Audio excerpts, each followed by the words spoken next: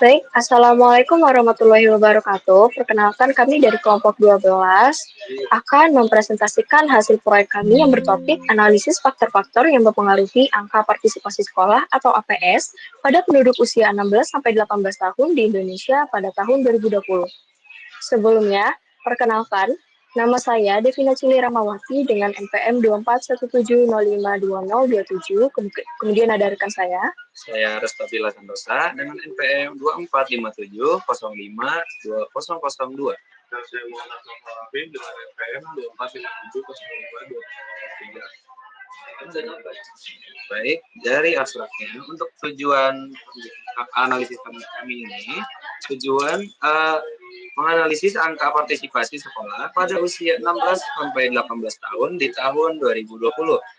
Terus indeks pembangunan manusia di tahun 2020 serta pengeluaran per kapita di seluruh provinsi Indonesia pada tahun 2020. Nah, untuk latar belakang dan rumusan masalah, latar belakang yang diambil adalah kesenjangan ekonomi dan pembangunan antar provinsi.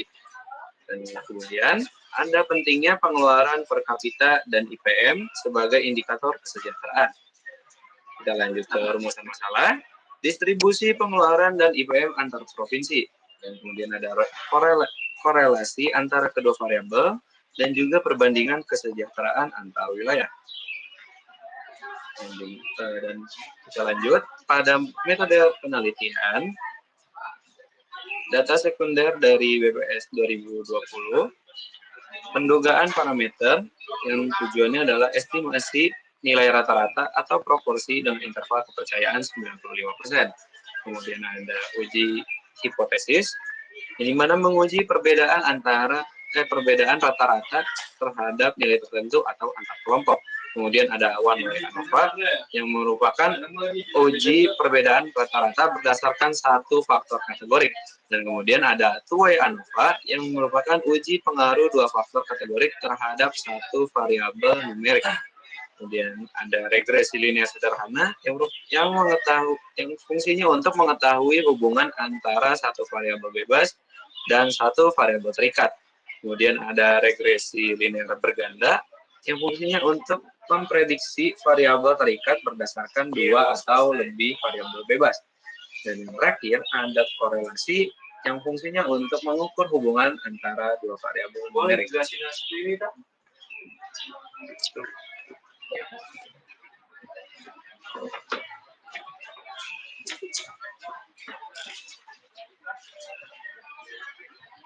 Hasil analisis tabel, pendugaan parameter.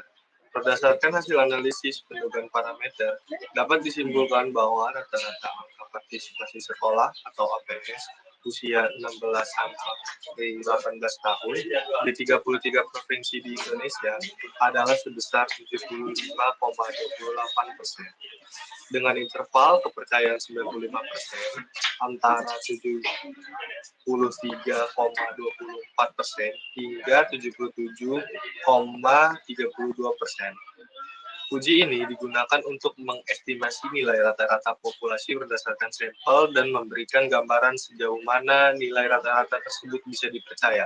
Dengan demikian, kita dapat menyimpulkan bahwa nilai APS nasional secara umum berada di sekitaran angka 75%.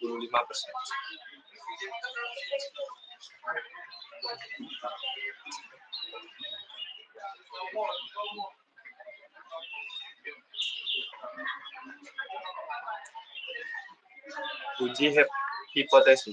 Berdasarkan hasil uji hipotesis, satu sampel diperoleh p-value sebesar 0,422 ketika menguji apakah rata-rata APS 16 hingga 18 berbeda dari angka referensi nasional yaitu 75%. Karena p-value lebih besar dari 0,05. Maka kita gagal menolak hipotesis 0 atau HO.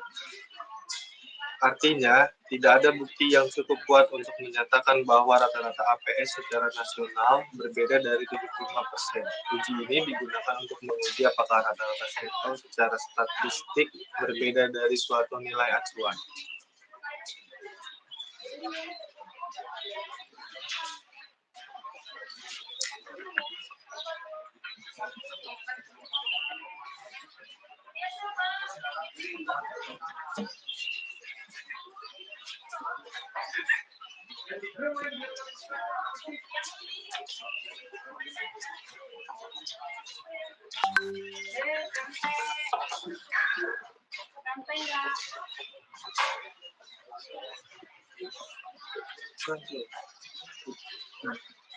Berdasarkan hasil uji ANOVA one way ANOVA, diperoleh p-value sebesar 0,296 dalam menguji perbedaan APS 16 hingga 18 antara wilayah besar di Indonesia. Karena P lebih besar dari 0,05, maka dapat disimpulkan bahwa tidak terdapat perbedaan yang signifikan antara rata-rata APS di wilayah Sumatera, Jawa, Kalimantan, Sulawesi, Bali, Nusa, dan Maluku, Papua. Uji ini digunakan untuk membandingkan rata-rata lebih dari dua kelompok dan melihat apakah perbedaan antara kelompok tersebut bermakna secara statistik.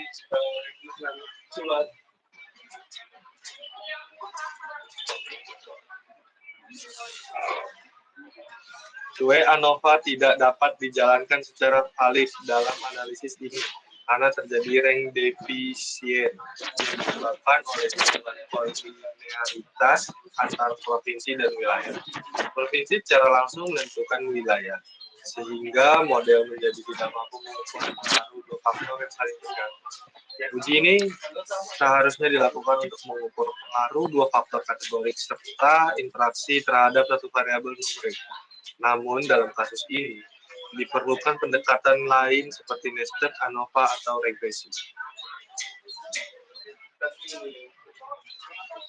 Baik, selanjutnya regresi linear sederhana.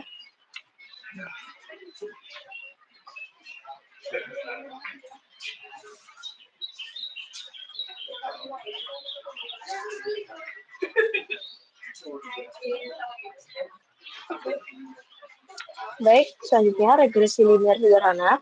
Berdasarkan hasil regresi linear sederhana, diperoleh persamaan model APS sama dengan 36,1 ditambah 0,540 dikali IPM dengan p-value 0,079. Maka, IPM tidak berpengaruh signifikan terhadap APS secara statistik meskipun arah hubungan positif. Selain itu, R squared sama dengan 9,6% itu menunjukkan bahwa hanya sebagian kecil variasi APS yang bisa dijelaskan oleh IPM saja. Uji ini digunakan untuk mengetahui apakah suatu variabel numerik secara linear mampu memprediksi variabel lainnya.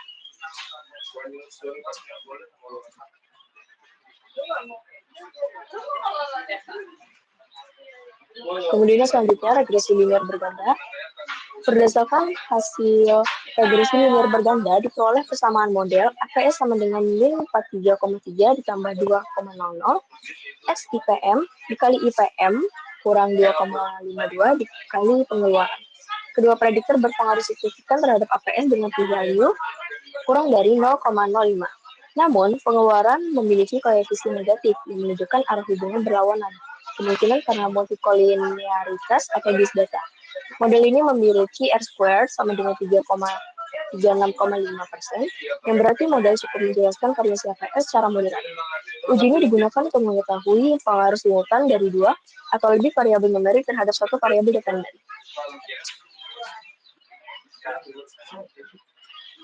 Kemudian yang terakhir ada korelasi.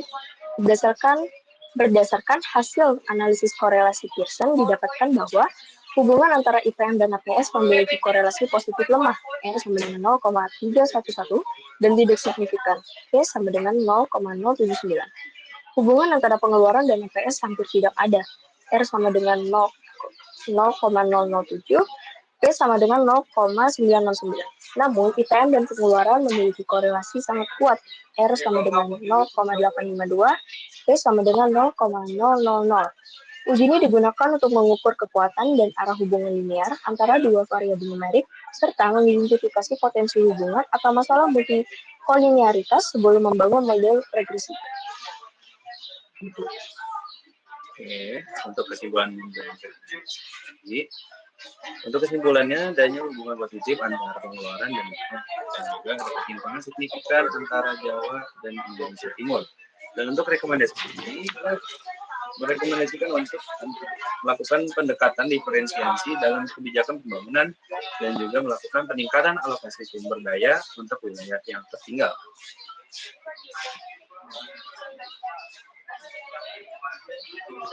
Baik, mungkin sekian presentasi dari kami. Apabila ada kesalahan kami mohon maaf, kepada Tuhan kami mohon ampun. Kami akhiri. Wassalamualaikum warahmatullahi wabarakatuh. Terima kasih.